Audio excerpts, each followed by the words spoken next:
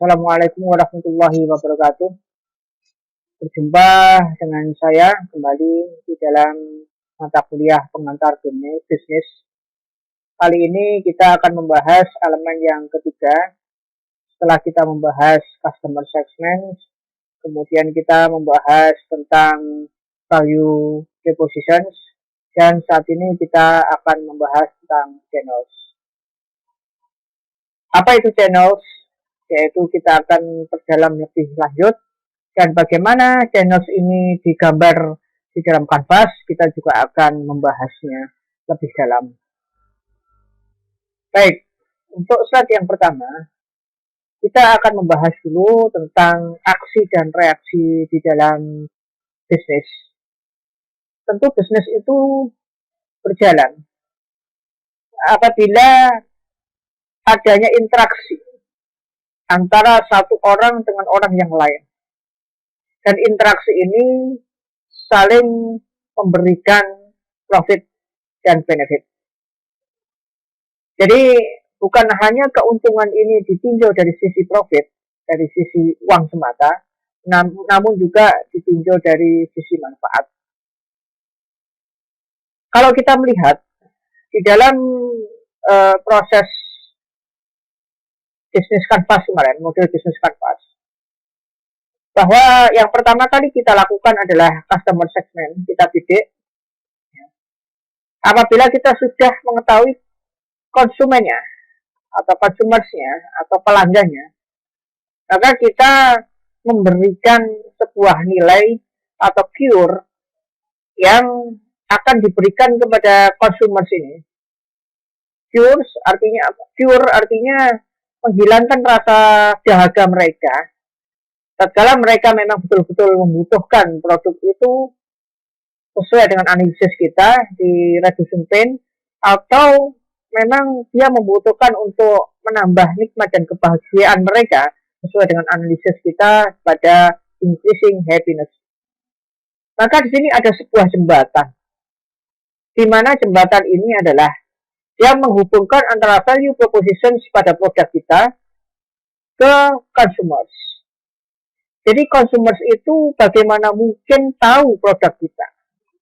Konsumen itu bagaimana mungkin paham tentang wujud produk kita. Pelanggan itu bagaimana mungkin paham tentang apa yang kita jual, baik barang kita maupun jasa kita, tanpa adanya sebuah komunikasi yang baik. Tanpa adanya sebuah rangsangan yang memang dapat merangsang konsumen itu untuk melirik produk barang atau jasa kita.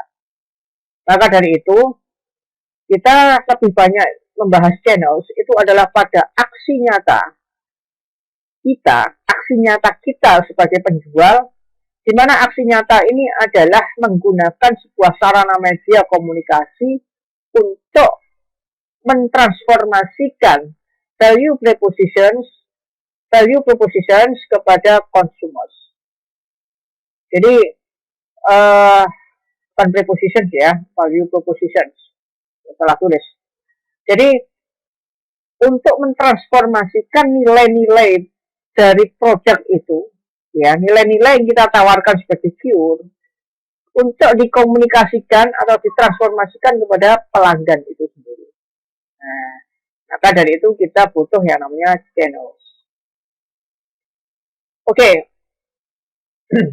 Tatkala konsumen itu sudah menerima sebuah aksi dari kita, maka konsumen itu akan bereaksi. Reaksinya macam-macam. Ya, akan tetapi tatkala konsumen itu sudah menjadi seorang pelanggan.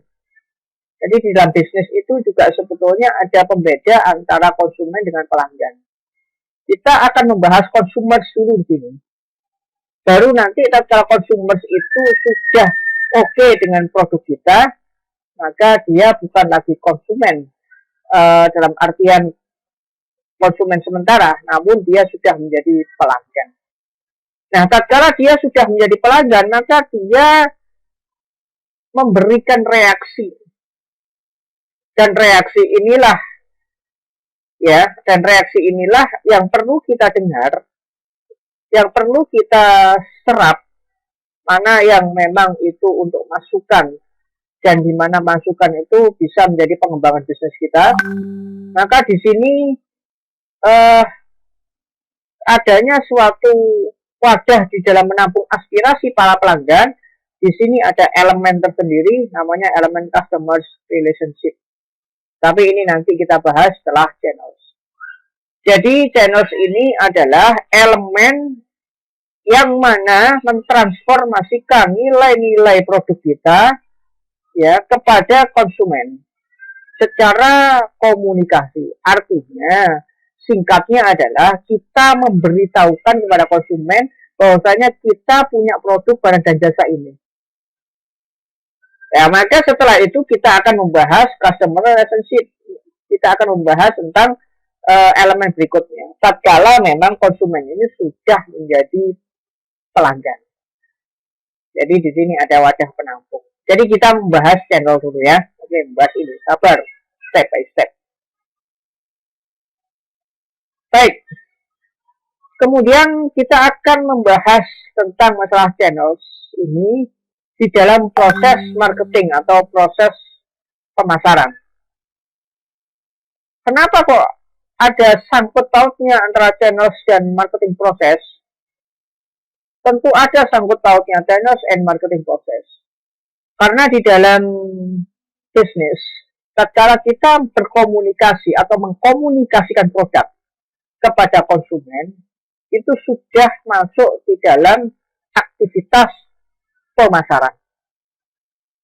Di dalam aktivitas pemasaran, tatkala kita fokus kepada langkah untuk mengkomunikasikan produk kepada konsumen, maka lebih jauh lagi, lebih fokus lagi, kita masuk ke dalam periklanan atau advertising.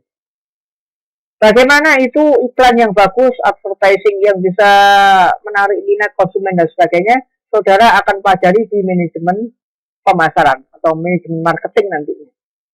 Akan tetapi di sini kita membahas secara global dulu bahwa channels komunikasi antara kita sebagai penjual, sebagai pelaku bisnis kepada konsumen, di mana komunikasi itu memberitahukan atau mentransformasikan produk kita ya kepada calon pelanggan atau konsumen ya, bisa dikatakan calon pelanggan atau calon konsumen ya, karena belum membeli di sini ya. Jadi calon konsumen atau calon pelanggan itu dinamakan kegiatan advertising atau pengiklanan.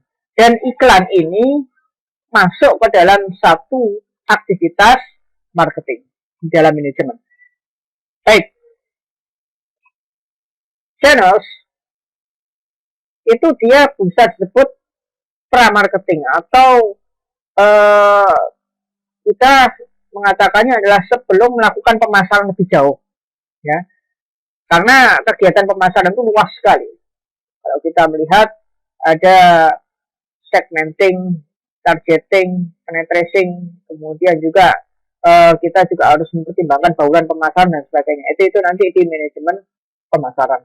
Akan tetapi kita melihat di sini adalah bagaimana channels ini merupakan cover daripada langkah pemasaran, atau bisa kita sebut sebagai langkah untuk mendesain advertising, desain advertising. Kalau bahasa saya ya, kalau mungkin bahasa saya ini salah mohon dikoreksi.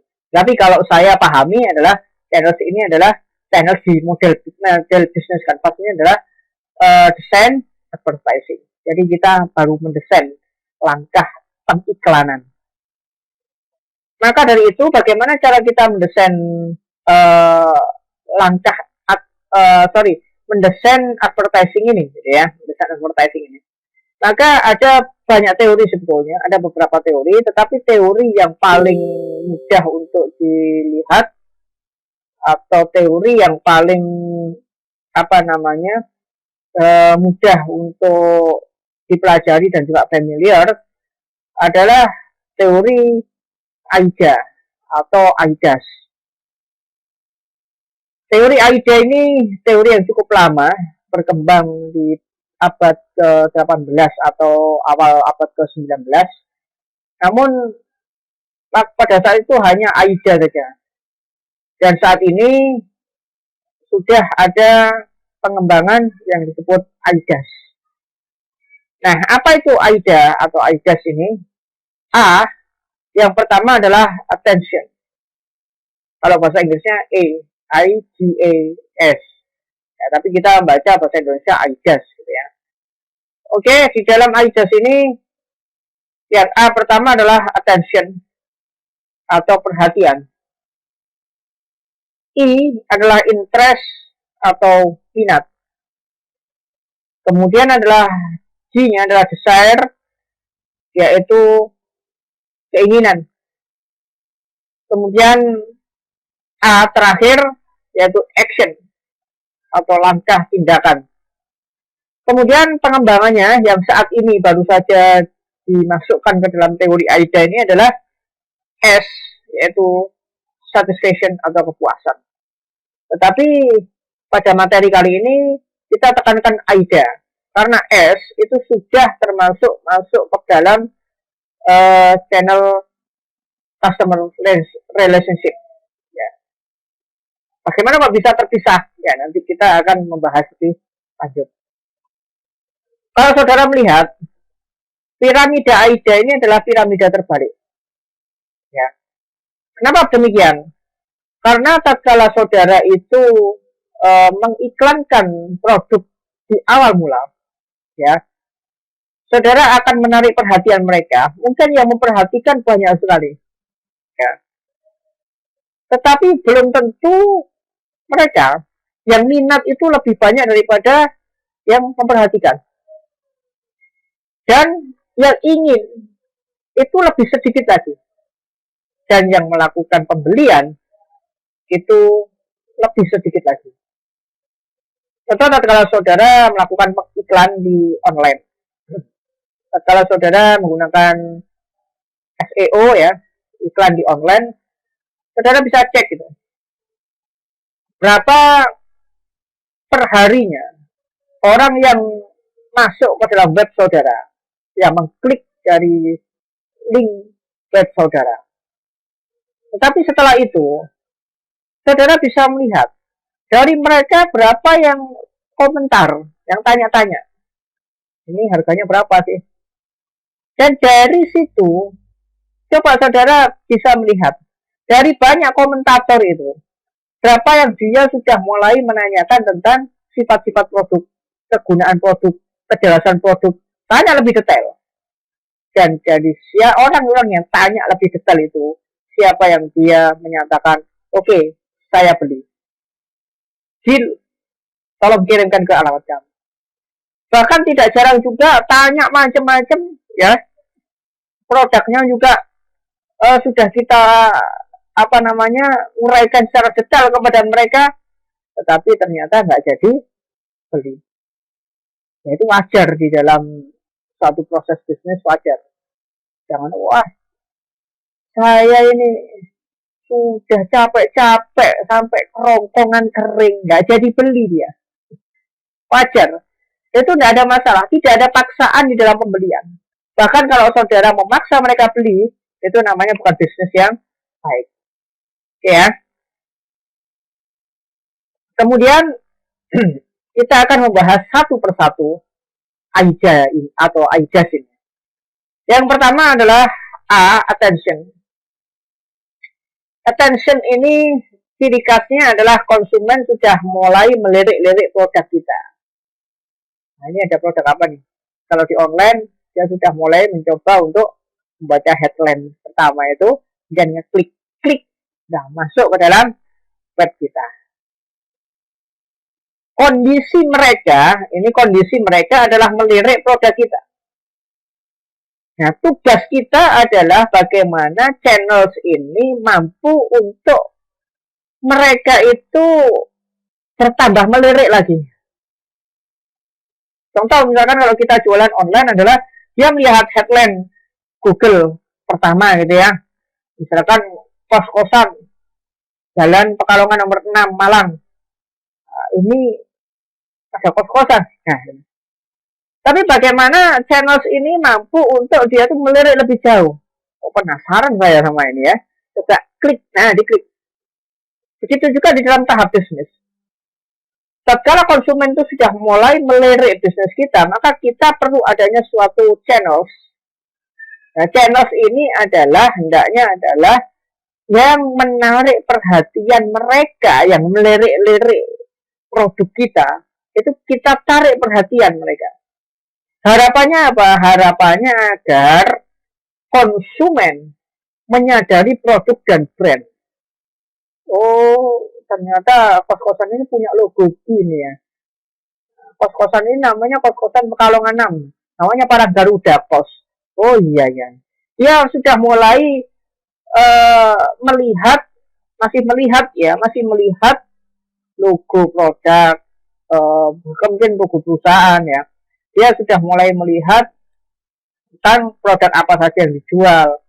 Dia sudah mulai melihat tentang cover daripada bisnis kita, ya. Nah, maka strategi apa yang harus kita gunakan agar pelanggan yang sudah mulai melirik produk kita menjadi lebih penasaran lagi, mengklik halaman pertama tadi kalau online ya, atau dia itu lebih penasaran lagi kepada brand kita, produk kita, barang maupun jasa kita. Maka strategi yang kita gunakan di dalam tahap attention ini adalah strategi marketing yang unik dan menarik. Jadi kita perlu untuk mencoba menarik perhatian mereka dengan sesuatu yang unik, menarik, agar orang-orang itu tampak, apa sih ini? Gitu ya. Oke. Tujuannya apa? Tujuannya agar tatkala konsumen tadi melirik-melirik produk kita, barang dan jasa kita, kemudian kita bentuk produk kita, barang dan jasa kita unik, maka tujuannya adalah akan mereka itu sudah mulai minat. Tadi melihat, oh kos-kosannya begini, gimana sih kos-kosan ini?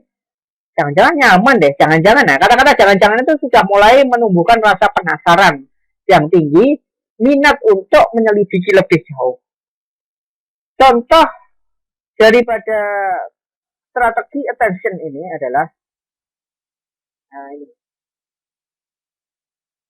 Contoh channel tahap 1 ya, atau attention ini adalah membuat klip YouTube yang unik. Ada produk-produk ya, yang dimana produk-produk itu memiliki satu tampilan, klip YouTube itu unik, sehingga orang itu penasaran dengan produknya. Atau foto Instagram yang sensasional, misalkan produknya itu difoto di alam terbuka. Misal saudara jual katakanlah kue, ya, jasa membuat kue ulang tahun misalkan. Yang kue ulang tahun itu difoto di alam terbuka, ya. Latar belakangnya adalah Gunung Semeru misalkan gitu. Dengan fokus artinya rotinya yang jelas, Gunung Semerunya blur, ya. Alam yang di belakangnya blur, rotinya fokus. Ini sangat menggoda selera, ya. Sensasional banget. Ini produk apa sih ini?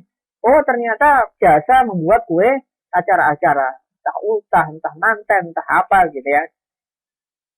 Lalu bisa juga dekorasi unik dan menarik.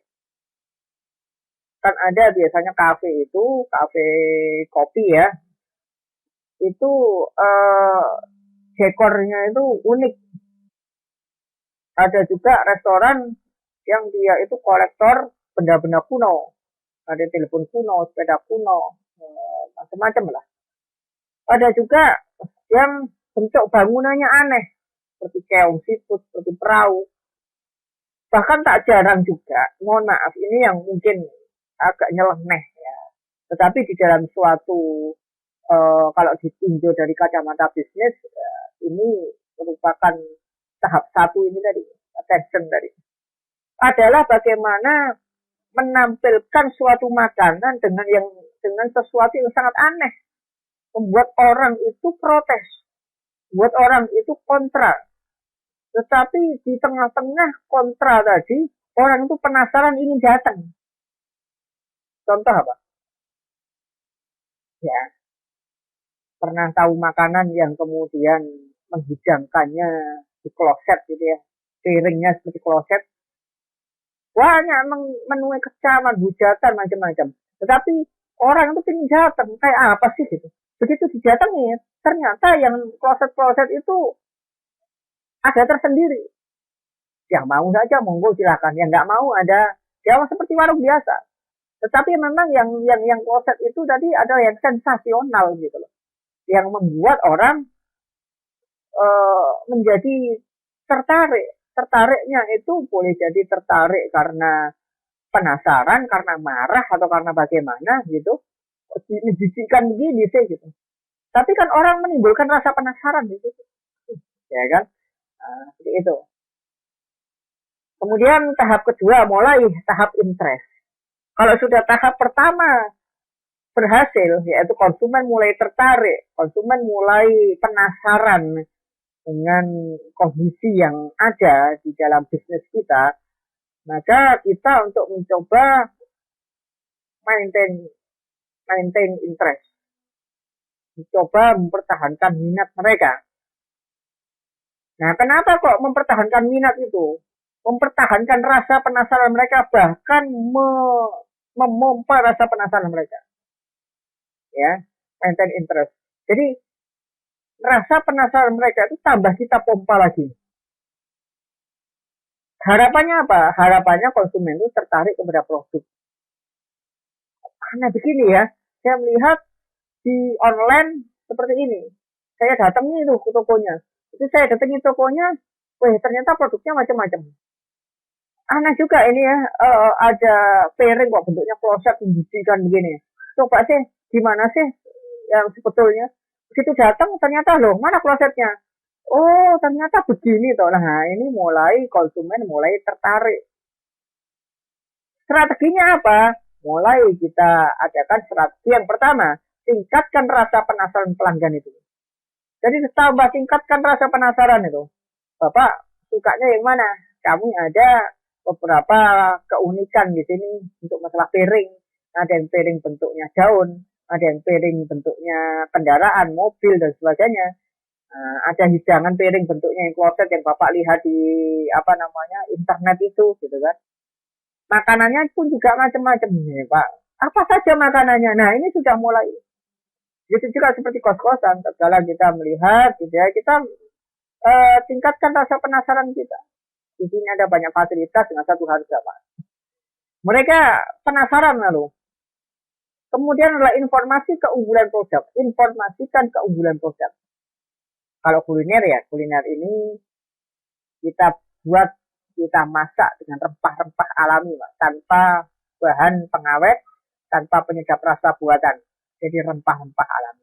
Kalau ini ya ada penyedap rasanya, Pak, tetapi di sini ada sesuatu yang spesial, yaitu dagingnya tenderloin, ada jamur yang sangat enak sekali. Nah, jamur apa gitu misalnya ya. Lalu kemudian kalau produk ini produk yang super pedas Pak. Kalau Bapak suka pedas-pedas ini. Ini informasi ini menambah orang malah penasaran lagi. Wah, macam-macam ya ternyata ya gitu ya. Lalu kemudian pesan positif kepada pelanggan. Pesan positif kepada pelanggan itu macam-macam. Ya, nanti akan kita bahas. Salah satunya juga kita memposting testimoni. Ada testimoni dari pelanggan yang sudah lama. Ya kan? Tuh, testimoninya bagus-bagus nih. Seperti kalau kita mau belanja di marketplace katakanlah. Kita mau belanja di marketplace kan ada bintang dan testimoni. Itu menjadikan kita penasaran. Wah, bintangnya 5 rek. Bintangnya berapa biasanya? Bintangnya 4,3. Bintangnya 4,3. Yang komennya bagus semua. Yang komen jelek itu hanya 5 komentar. Wah, ini berarti ada apa? Kan penasaran dia. Mulai dia mempelajari produk. Ya, tatkala kita belanja di marketplace, itu yang pertama kali dicari oleh calon konsumen adalah yang memang tatkala dia butuh reducing pain atau increasing happiness ya. Yang pertama adalah yang dia cari ya tentu judulnya ya. Katakanlah misalkan dia butuh butuh handphone katakanlah. Nah, jadi dia cari handphone tipe apa. Tetapi yang kemudian dia lihat adalah bintang dan komentar. Nah, ini bintang dan komentar. Ini membuat orang malah interest, ya. Orang malah menjadi lebih penasaran lagi gitu. Jadi tujuannya apa? Kita membuat strategi interest ini, tujuannya agar konsumen mempelajari produk lebih detail lagi. Jadi dia betul-betul mempelajari produk lebih banyak lagi. Fungsinya apa kalau HP ini, terus kemudian apa saja fiturnya. Restoran pun juga gitu. Yang pedas ini apa saja keunikannya, kemudian yang rempah-rempah ini apa saja. Ini mulai orang sudah mulai mau kepancing gitu ya. Ada beberapa contoh sini, contoh channel usaha buah. Yang pertama adalah membuat informasi produk secara rinci di web. Ya. Jadi memang kalau kita melihat untuk saat ini iklan itu lebih pas kalau di Instagram. Tetapi bukan berarti hanya Instagram saja yang kita miliki. Kalau bisa kita juga memiliki web. Karena web itu apa? Kalau dulu web itu merupakan primary advertising. Artinya adalah iklan yang utama yang harus dimiliki. Tapi kalau sekarang secondary. Web itu sekarang sudah menjadi secondary advertising. Jadi sudah bukan primer lagi. Justru yang primer itu adalah Instagram, WhatsApp, Facebook itu sekarang. Tapi kalau menurut saya, kalau untuk yang namanya primer di dalam online, ya di dalam online itu advertisingnya itu adalah Instagram itu yang primer. Tetapi dari Instagram bukan berarti kita tidak memiliki web. Web itu penting adalah untuk meyakinkan si calon pembeli tadi. Maka dari itu dari tahap attention menjadi interest tadi. Oh iya ternyata ini betul-betul bisnis resmi, ini ada .com-nya. Ya. Ada .com-nya ini orang sudah lego. Ini berarti nggak abal-abal. Berbeda halnya dengan saudara hanya di Instagram. Orang masih berpikir, benar nggak ya, ojo nipu gitu ya. Jangan-jangan nipu. Apalagi kalau saudara sudah di Instagram, begitu sudah di Instagram, kemudian saudara ke Blogspot atau ke WordPress, orang jadi kok bodoh ini Blogspot ini. Ya, jadi web itu adalah untuk meningkatkan rasa kepercayaan dari attention ke interest. Kemudian menampilkan testimoni pelanggan. Tadi sudah dibahas ya di testimoni tadi yang seperti di marketplace. Tapi juga biasanya makanya kan kita bilang begini. Kalau ada pelanggan yang beli, kemudian kita ngomong begini. Jangan lupa ya testinya. Gitu ya. Testimoni ini sangat penting untuk menarik calon pelanggan yang belum menjadi pelanggan kita, yang bahkan belum menjadi konsumen kita, itu untuk meningkat tarafnya dari attention kepada interest. Nah, sekarang meningkat lagi. Setelah interest adalah share. Kalau tadi goals-nya interest adalah agar konsumen mempelajari produk lebih detail. Sekarang kondisinya mereka sudah meningkat mempelajari produk lebih detail lagi. Nah, tapi kalau sudah mereka itu meningkat untuk mempelajari produk lebih detail, ya, maka kita berikan lagi channel lagi. Channel yang kita berikan adalah create share, buat keinginan. Ciptakan keinginan. Jadi tatkala mereka itu penasaran mempelajari sesuatu, bikin dia bukan hanya penasaran tapi ingin. Harapan kita dengan membuat keinginan adalah agar konsumen itu sudah mulai ingin memiliki produk. Wah, ternyata makanannya enak-enak ya. Ini ada rempah-rempahnya, ada rempah-rempah yang alami itu, ada rical, ada hitam, ada kapulaga dan sebagainya dicampur dengan masakan yang dicampur dengan teknik memasak yang unik. Penasaran, gimana sih rasanya? Nah, gimana sih rasanya? Tanya bagaimana sih rasanya di dalam kuliner itu sudah merupakan suatu keinginan dia untuk mengecap. Begitu pula tatkala saudara jasa kos-kosan katakanlah. Wah, gimana lingkungannya ya? Enak enggak ya? Tatkala dia sudah tanya lingkungan, berarti dia tuh sudah ingin menikmati lingkungan yang indah, asli dan alami itu. Begitu juga tatkala saudara dengan bisnis saudara yang akan didesain nanti. Jadi strategi yang kita jalankan di tahap besar atau di tahap membuat keinginan itu apa? Bagaimana cara agar konsumen itu ingin yang lebih? Yaitu melayani informasi yang dibutuhkan pelanggan. Jadi pelanggan itu butuh informasi yang lebih detail tentang kondisi real. Kalau tadi masih boleh normatif ya, tahap attention, tahap interest masih boleh normatif. Tetapi kalau sudah besar itu sudah harus real.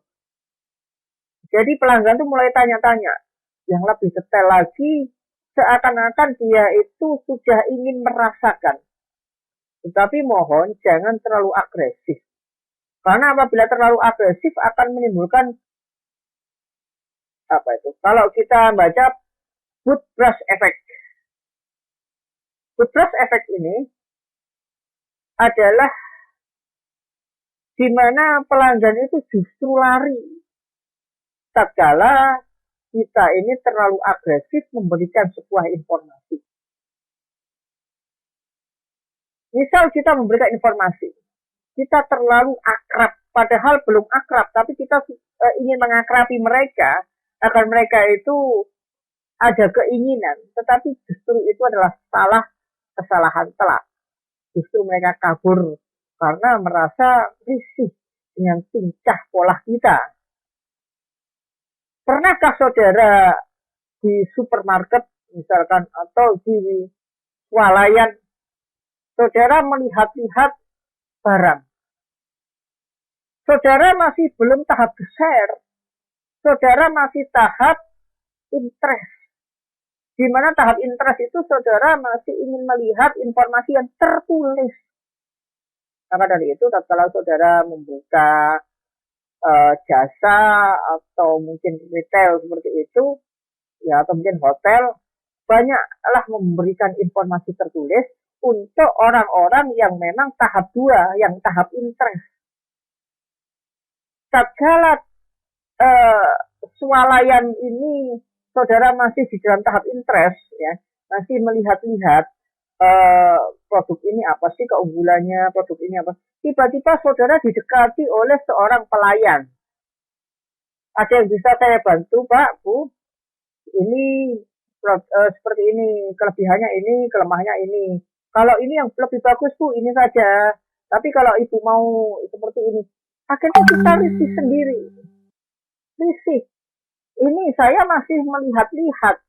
Tapi kenapa kok saya didatangi orang yang sehingga saya itu masih belum puas rasa interest saya, ketertarikan saya itu belum meningkat, tetapi sudah diintervensi. Ini salah, terlalu agresif. Itu yang dinamakan good brush effect. Jadi bagaimana dong yang tepat? Bisa saudara googling tentang masalah good brush effect ini. Maka ada beberapa tulisan yang menarik bahwa cara untuk mengatasi good brush effect ini adalah tatkala retail, swalayan, itu saudara membuat space yang agak jauh. Jadi yang namanya SDG jangan ngintil terus, tahu ngintil ya. Ada toko elektronik yang saya ya murah di Kota Malang itu tokonya terkenal murah. Tetapi saya nggak sewenangnya itu dikintili aja. Jadi kesana cari dikintil sama orang ini, sana cari dikintil. Seakan-akan dia tuh butuh uang kita ya, memang dia butuh uang kita ya, kita nggak menafikan itu. Tetapi seakan-akan kita dipaksa harus beli. Sampai-sampai kita sungkan kalau keluar nggak beli barang itu sungkan. Elektronik mulai dari harga ratusan ribu sampai jutaan, ya kan? Tapi ibaratnya dikintil terusin nggak nyaman. Nah maka berikan space. Tatkala di share ini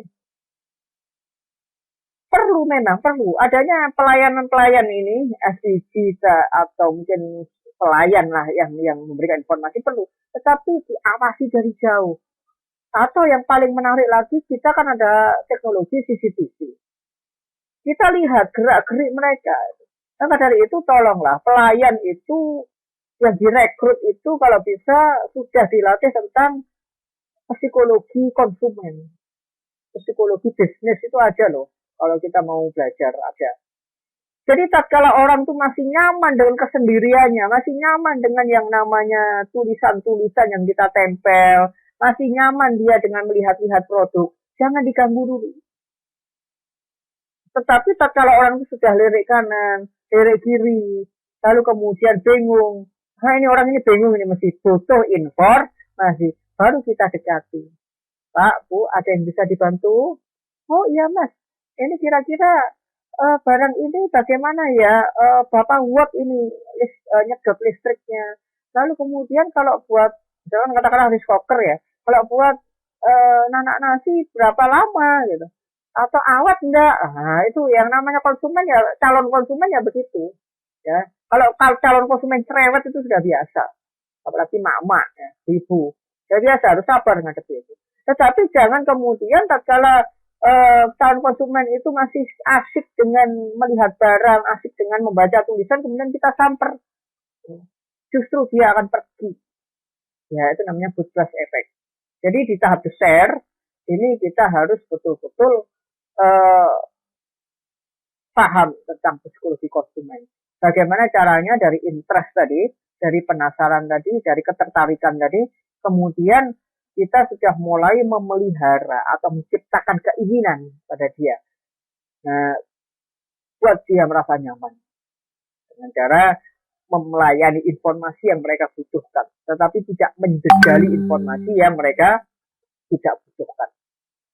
Jadi di sini pelanggan sudah mulai mempertimbangkan untuk reaksi, itu tujuannya. Tujuan daripada desain itu adalah mulai untuk pelanggan ini sudah mulai mempertimbangkan, beli enggak. Dan yang tahap terakhir dari AIDA ini adalah, ini masih ada contoh ya, contoh tahap 3 adalah tatkala pelanggan itu masuk ke toko kita, nyambut. Selamat datang di, gitu ya. Selamat datang di, selamat berbelanja. Silahkan. Selamat pagi Pak Bu. Assalamualaikum. Gitu kalau misalkan di toko retail syariah ya.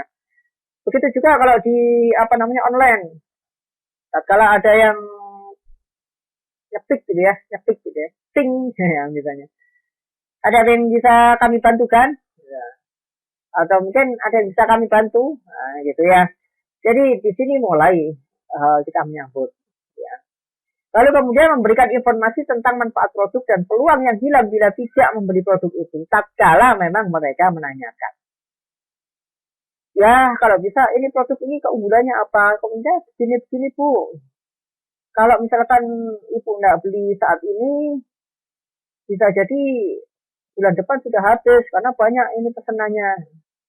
Kalau nggak beli bisa jadi agak lama nanti Ibu kalau mau masak nasi gitu ya, kalau rice cooker ya. Kalau kos-kosan bisa jadi nanti kalau misalkan nggak segera di BP ya saya nggak menjamin kalau ada yang masuk duluan, gitu ya. Nah, terus kemudian mengadakan event show di titik strategis atau wilayah konsumen potensial. Nah ini kalau misalkan di kendaraan, sepeda motor atau mobil itu biasanya event show gitu ya. Biar mereka tambah penasaran, biar mereka tambah, wah itu ternyata sudah sampai sini nih produknya, apa saja sih? Oke, tahap terakhir dari AIDA, ya, yaitu action. Action ini berarti dari pelanggan sudah mulai mempertimbangkan untuk bereaksi, buy or not, beli nggak ya. Kemudian kita berikan dia channel agar dia itu membeli betul produk kita untuk pertama kalinya.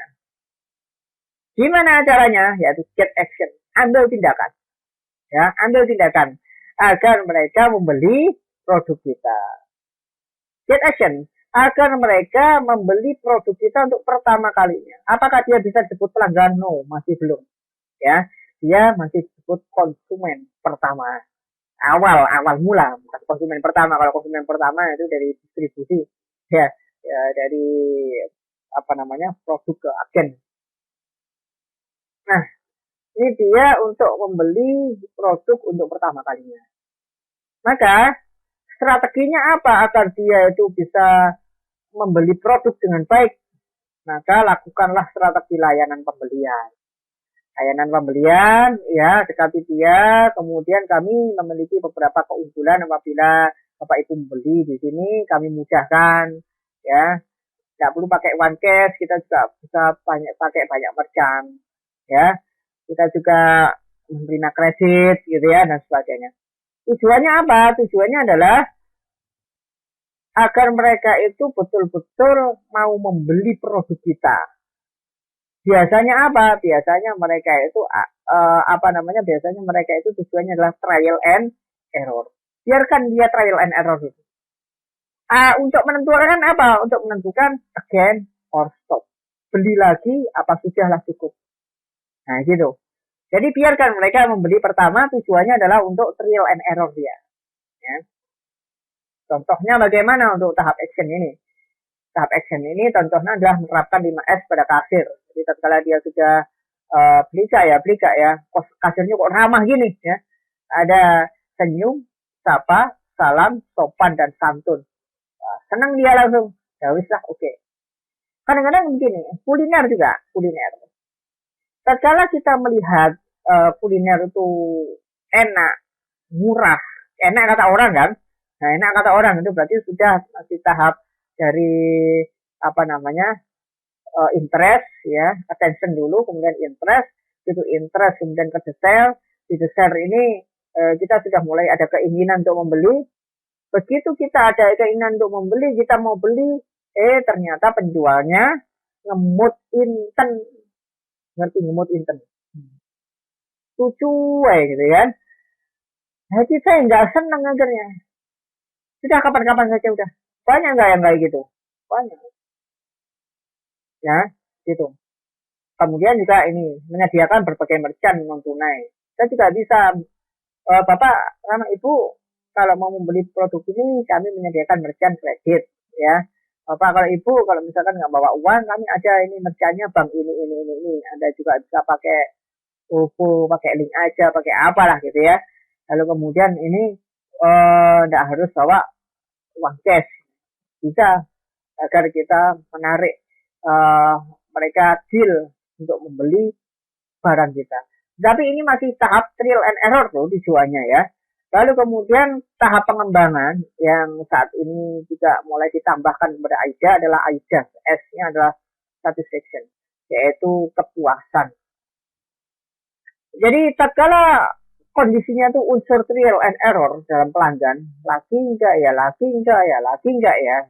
Maka di sini berikan lagi channel kepada dia. Keep it up. Pertahankan itu. Menggunakan strategi pertahanan. Agar bukan berarti defensif ya. Enggak, bukan. Itu strategi. Jadi strategi menarik dia, menahan dia agar dia nggak kabur. Gimana caranya? Yaitu tujuan kita adalah agar mereka itu, harapan kita adalah agar mereka itu puas terhadap produk. Bukan hanya sekedar membeli kemudian habis dimakan atau habis atau kemudian barang itu selesai dibeli sudah selesai nggak balik lagi enggak. Tetapi agar konsumen itu puas terhadap produk. Kalau konsumen itu sudah puas terhadap produk, kalau elektronik, misalkan katakanlah kita hanya jual setrika atau kita hanya jual satu produk elektronik aja, penanak nasi katakanlah. Nggak apa-apa. Produk kita dibeli dia. Nah, dia baliknya mungkin 5 tahun lagi baru kalau penanak nasinya rusak ke sini nggak apa-apa. Tetapi tatkala dia sudah puas dengan produk penanak nasi itu, maka dia akan cuap-cuap. Ya, getok tular istilahnya. Ada penelitian tentang getok tular ini, efektivitas getok tular ini.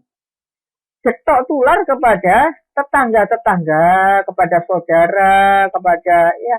Akhirnya dia ngomong, ini loh produk ini loh enak, nyaman, bagus, murah lagi. Di situ belinya. Nah, itu kalau orang puas. Akhirnya kita punya pelanggan, punya konsumen-konsumen baru. Tapi kalau kuliner, kita harapkan tidak hanya getok tularnya. Nah, maka dari itu kenapa kok kuliner tidak pernah mati kan gitu ya? Karena kuliner itu dibutuhkan ini perut, ya. dibutuhkan ini, lidah, itu kuliner. Dan manusia selama hidupnya, dia ingin perutnya terisi kenyang, dan dia ingin lidahnya merasakan kenikmatan. Itu fitrah manusia. Maka kuliner gak akan pernah mati, kecuali manusianya habis mati. Kiamat berarti ya. Nah, maka tatkala kita bisnis kuliner itu, ya, bukan ada dua keuntungan. Bukan hanya dia itu ingin balik lagi gak. Tatkala dia, enak makanan ini, enak ini ya. Balik lagi bukan hanya itu, tetapi yang kita harapkan juga yang kedua adalah getok tularnya ini, dia ngomong ke sana kemari, ngerasani produk kita itu ngerasani yang hebat ya, ngerasani yang positif, produk kita dikenal banyak orang, maka murah enak gitu ya. Lalu apa? Lalu datang YouTuber ya, YouTuber itu termasuk getok tular ya, iklan gratis dari YouTuber. Kemudian datang televisi ya, kan pernah saya ceritakan itu ya, di Singosari ada Pak Sumsum ya. Nah, Pak Sumsum, Pak Hadi ya, itu udah ketok tular kemana-mana sampai akhirnya salah satu stasiun televisi swasta datang wawancarai Pak Hadi ini, tambah terkenal di mana-mana. Waduh, antri laris manis.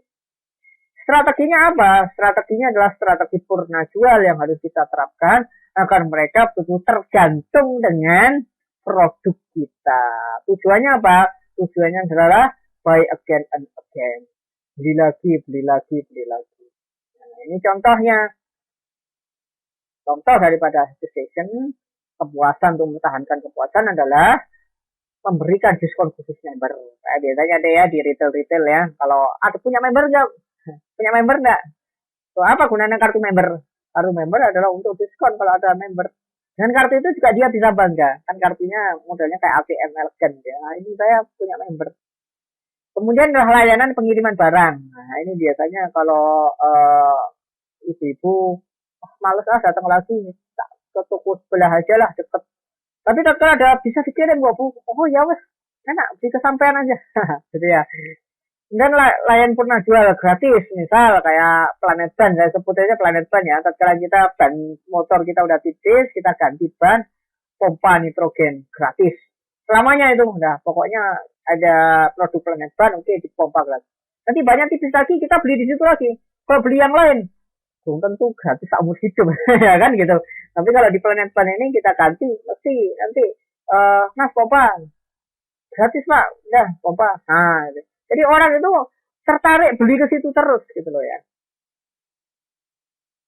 Nah, lalu contoh analisis channel menggunakan AIDA atau AIDAS pada usaha Indepos dan pengalaman nomor 6 ini sudah kita mulai praktek ya. Kita mulai praktek. Nah, ini analisis. Kalau kemarin kita melihat value customer segmentnya adalah mahasiswi dan karyawati, sudah kita analisis. Kemudian value proposition-nya adalah penunjang budget dan fleksibilitas pembayaran sudah kita analisis. Keamanan dan kenyamanan untuk karyawati sudah kita analisis. Baru channelnya apa saja. Channelnya yang saya pakai adalah Instagram, ya, OLX, ada WhatsApp, ya, ada person to person, yaitu ketok tular tadi, ya, ketok tular tadi. Nah, di khusus channels ini tidak ada analisis SWOT, yang ada adalah analisis AIDA.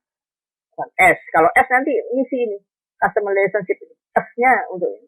Jadi ini masih AIDA ya, AIDA. Sekalian saja ini S-nya tadi kepuasan satisfaction tadi saya sampaikan ya sekalian ya. Lalu kemudian ini channel ini adalah dari AIDA tadi. Ini. Oke, ini adalah analisis AIDA pada Indekos. Yang tahap pertama adalah attention, ya, attention ini tahap mulai perhatian gitu ya. Itu kita menggunakan Instagram. Analisanya kenapa? Kalau Instagram itu dapat membuat foto real suasana Indekos. Jadi foto-fotonya jelas sensasional ya. Bisa membuat foto yang unik dan juga menarik perhatian mahasiswi dan karyawati ya. Banyak pakai Instagram benar-benar sekarang ya. Dia mulai interest, mulai tahap ketertarikan. Nah, kalau tadi attention perhatian, nah ini sudah mulai tertarik, tadi memperhatikan lirik-lirik tadi, lalu kemudian sudah mulai penasaran, kita pakai OLX. Kenapa Pak menggunakan OLX? OLX dapat memberikan informasi lebih detail tentang fasilitas in the cost. OLX dapat memberikan informasi kontak person ya antara pengelola in the cost dengan bukan calon pelanggan ya, ini calon penghuni ya. Dan OLX merupakan platform channel aman dan terpercaya. Ini aman dan terpercaya gitu. Oh ya, ada satu lagi yang mau saya sampaikan. Kalau misalkan attention-nya Instagram, interest-nya Instagram, boleh nggak? Boleh. Monggo, silahkan. Nah, itu analisis kok. Ya, analisis boleh saja. Saya nggak pakai yang ini, Pak. Saya hanya pakai Instagram. Ya, monggo. Jadi mulai attention Instagram, interest Instagram, di-share Instagram, action Instagram. Silakan saja yang namanya di-share. Ya, tapi apakah itu planning seperti itu nanti bisa bisa efektif enggak? Nah, itu kan permasalahannya gitu loh. Efektivitasnya, planningnya saudara itu loh. Kalau bisa yang seperti ini bermacam-macam kalau bisa ya kan. Nah, kalau di-share, tahap di-share itu sudah mulai tahap WhatsApp. Kenapa? Karena WhatsApp merupakan sarana channel yang tepat untuk komunikasi intensif. Orang besar ini kan orang sudah mulai ingin informasi lebih detail. Nah, kalau interest ini kan orang belum ingin informasi lebih detail, orang masih ingin baca-baca aja. Jangan langsung speak kalau di sini, ya kan? Nah, seperti tadi, orang masih ingin baca-baca di retail ya, orang masih ingin penasaran apa saja yang dijual. Tiba-tiba ada pelayan datang, salah tempat, langsung kemudian sekali harus tak nyaman ini dikuntit ya dari tadi ya, intili terus ya. Nah, kalau di-share ini tahap sudah mereka itu sudah ingin informasi gitu loh. Ingin mendapatkan informasi lebih jauh, yaitu kita menggunakan WhatsApp atau boleh juga ada WhatsApp grup jejaring penghuni itu biasanya penghuninya bilang, Pak, ini teman saya mau tanya-tanya kos boleh nggak? Oh ya silakan nanti japri saya aja, wapri saya gitu ya. WhatsApp merupakan sarana channel yang tepat untuk komunikasi intensif antara pengelola indekos dengan calon penghuni, dan melalui WhatsApp pula, pengelola indekos mampu memberikan informasi detail akan kelebihan fasilitas kos dan peluang yang hilang tatkala kesempatan kamar kos itu tidak diambil segera, ya kan? Biasanya memang gitu. Ya sudah Pak, saya mikir dulu ya. Ya boleh mikir. Dia datang ini sudah DP. Pak, saya bulan depan masuk Pak. Sekalian bulan depan boyongan. Bagaimana Pak ya, DP dulu untuk kunci ya, sudah saya DP sekian separuhnya, oke separuh. Besoknya dia datang, Pak saya mau deh kamar kosnya, wah ya sudah habis Mbak, ya sudah di DP orang nggak berani kita ngelepas. Kemudian yang terakhir adalah action adalah person to person yang dimaksud adalah yaitu informan kampus ya, biasanya kalau sudah orang itu sudah oke, deal gitu ya, orang datang ke Malang, bingung cari mana kosnya. Nah, ini biasanya informan kampus ada datang. Saya mau cari kos Pekalongan nomor 6, kos Paranggaruda mana? Oh di sana ya. Dicarikan informan kampus atau teman penghuni lama, ayo ke kamarku dulu nanti. Setelah itu kita nginep semalam, kemudian ngobrol biasanya seperti itu. Kemudian mampu memberikan informasi real. Nah, ini sudah mulai real informasinya ya. Sudah share ini sudah mulai real, action ini real. Kalau ini normatif ya nggak masalah. Ya, dibutuhkan oleh calon penghuni, kemudian kita sudah bisa menunjukkan karakteristik kita kepada mereka. Yang tadinya masih WhatsApp, masih lihat tulisan gitu kan. Tadinya masih lihat foto-foto, sekarang sudah ketemu langsung nih. Oh, ini pengelolanya. Oh, suka senyum ya. Oh, bagus gitu ya. Masih Arema tapi gak petinalan gitu ya. Ya, kemudian senyum, sapa salam, sopan dan santun. Ini adalah untuk menarik dia, deal or not, ya. Jadi ibaratnya tatkala kita senyum, sapa salam, sopan dan santun, kita harapkan mereka calon penghuni itu bisa deal. Lanjutannya adalah ini nih, S, ya. Satisfaction ini adalah kepuasan yang akan ditulis detail pada matrik customer relationship. Ini juga analisanya nggak kita masukkan, yang akan ditulis pada lembar kerja analisis customer relationship. Baik teman-teman, untuk mahasiswa tugas. Setiap kali kita ketemu tugas, kan halaman kita 9, ada 9 tugas, gitu ya, tambah UAS dan UTS, 11 tugas. Enggak lah, 9 saja cukup ya, nanti sisanya kita untuk diskusi lebih jauh menyempurnakan. Jadi tugasnya apa? Tugasnya yang pertama adalah poin A, saudara. Poin A, saudara diminta untuk mengobservasi channels objek observasi saudara. Channels yang dimaksud adalah saudara gambar channels apa saja yang digunakan oleh objek observasi. Digambar di kanvas. Poin A1.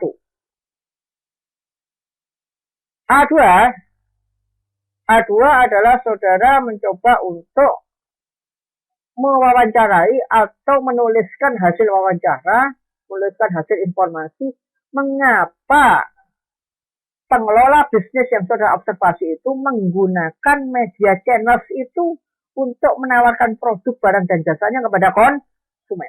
Itu aja. Ya. Jadi yang pertama adalah gambar kanvas, tulis channelnya apa saja di objek observasi saudara. Dan yang kedua adalah tuliskan informasi hasil wawancara atau hasil observasi saudara. Kenapa atau mengapa pemilik bisnis yang saudara observasi itu menggunakan channel itu sebagai sarana komunikasi produk kepada pelanggan. Itu saja. Jadi untuk channels A1 dan A2. Untuk poin B, ya, channels poin B. B1 adalah saudara mendesain kanvas. Tulis channel yang mau saudara buat. Ya, tentu harus minimal ya oke lah. Kalau misalkan mulai dari attention, interest, share, terus kemudian action itu saudara semuanya menggunakan Instagram, ya satu aja, Instagram. Tapi kalau seperti saya tadi, actionnya ada, attentionnya ada, lalu kemudian interestnya ada, lalu kemudian share-nya ada, lalu kemudian actionnya ada, ya ditulis satu-satu, berarti 4. Dari 4 itu, dari channels itu, ya, saudara poin B2, analisis AIDA-nya. Nggak pakai S, nggak pakai satisfaction, nggak. Itu nanti karena satisfaction ada di kolom tersendiri. Jadi AIDA saja. Jadi saudara analisis saudara analisis desain AIDA di poin D2. Saya ulangi ya, jangan bosan dikit ya apa-apa tapi biar paham. A1 gambar kanvas, objek observasi. A2 adalah tuliskan informasi atau hasil wawancara mengapa pemilik bisnis itu menggunakan channels itu, ya, media komunikasi itu untuk mengiklankan produknya kepada konsumen. Lalu kemudian poin B, channels B adalah membuat desain kanvasnya, channels apa saja yang saudara gunakan. B1 dan B2 adalah tentu analisis AIDA. Kalau kurang paham, silakan japri saya, silakan komunikasi kepada saya agar kita nantinya bisa tersusun suatu planning MBC yang bagus. Demikian, kurang lebihnya mohon maaf. Assalamualaikum warahmatullahi wabarakatuh. Selamat berkarya dan selamat bekerja.